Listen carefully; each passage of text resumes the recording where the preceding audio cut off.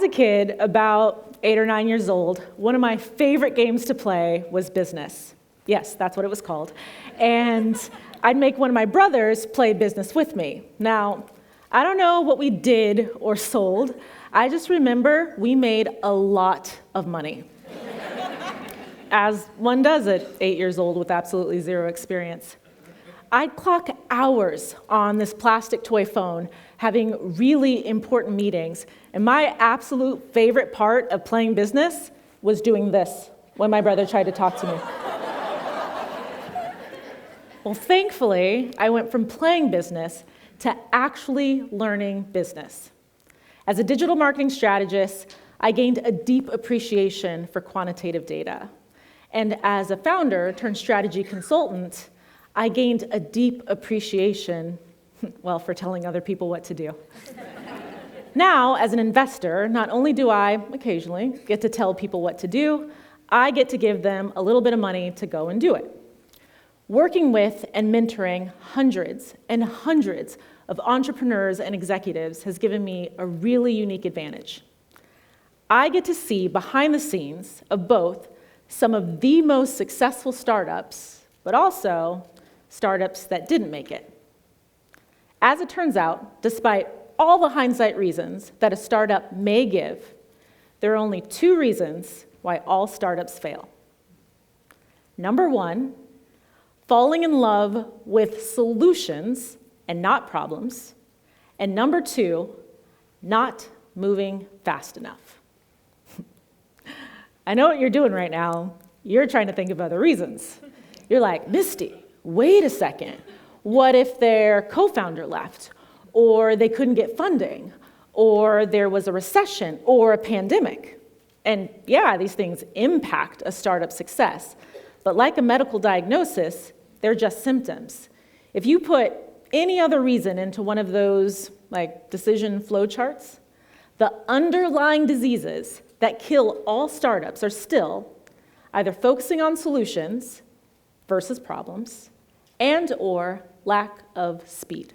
Now, I learn best with examples, so let me share a couple to show you what I mean. And one of the best examples that I can think of falling in love with a solution is Stuart Butterfield. So in 2002, Stuart Butterfield builds this game called Game Never Ending. Well, contrary to its name, in 2004, after failing to get any meaningful traction, Game Never Ending comes to an end. But Butterfield saw lots of engagement with the game's photo upload and share feature. See, the problem at that time, this is the early 2000s. Wow, I sound like a grandparent right now. Back in my day, the problem was people lacked a way to store and share photos easily. So when Game Never Ending flopped, the team built out that photo upload and share feature. Well, the solution for that specific problem became Flickr. And in less than 1 year, Yahoo purchased Flickr for over $20 million. But Butterfield was in love with building a game. That was a solution. So he tried again with a new game called Glitch. These names, I tell you, they seem to foreshadow the outcomes, don't they?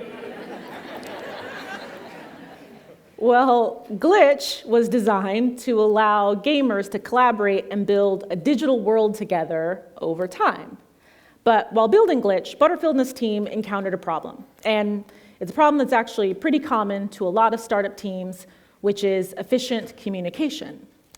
And since the majority of the team were engineers, they decided they'd just build an internal communication tool to solve their own problem. Well, when Glitch failed, the team had this light bulb moment, and they thought, well, maybe other teams have this efficient communication problem.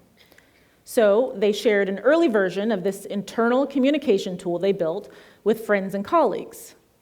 Then in 2013, they launched this internal communication tool, and they asked people to imagine all your team's communication in one place, instantly searchable and available wherever you go. That's Slack. And when Slack was acquired in 2020, it was valued at over $27 billion.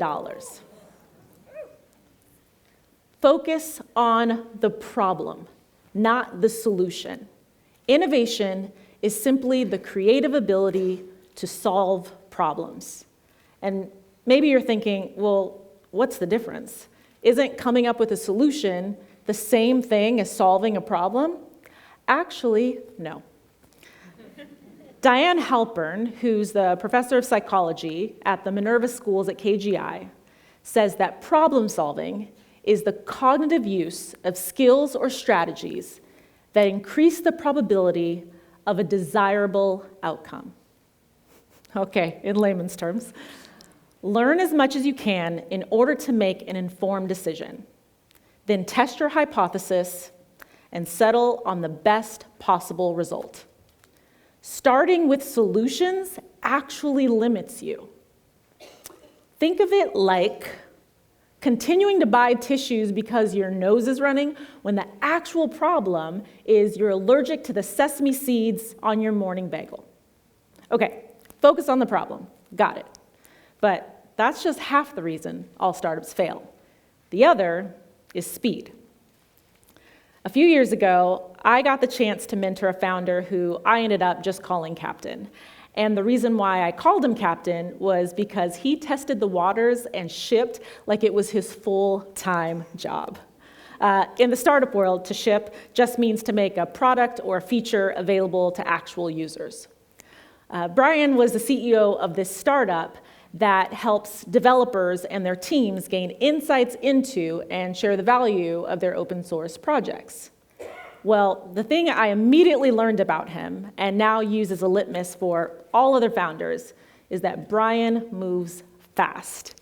So we'd be in a meeting and I'd ask Brian to consider something, I don't know, like test your current messaging. And in our first meeting, I'm thinking, this guy isn't even listening to me. He's typing and he's giving me short replies like, yep.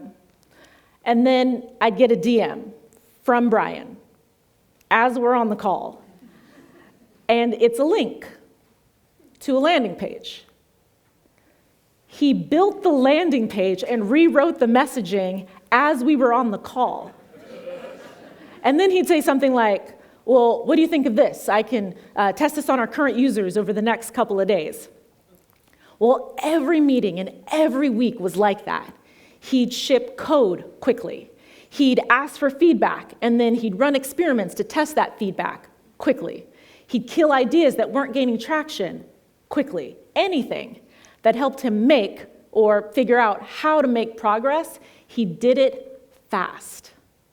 And before the 13-week accelerator ended, Brian had already closed his fundraising round.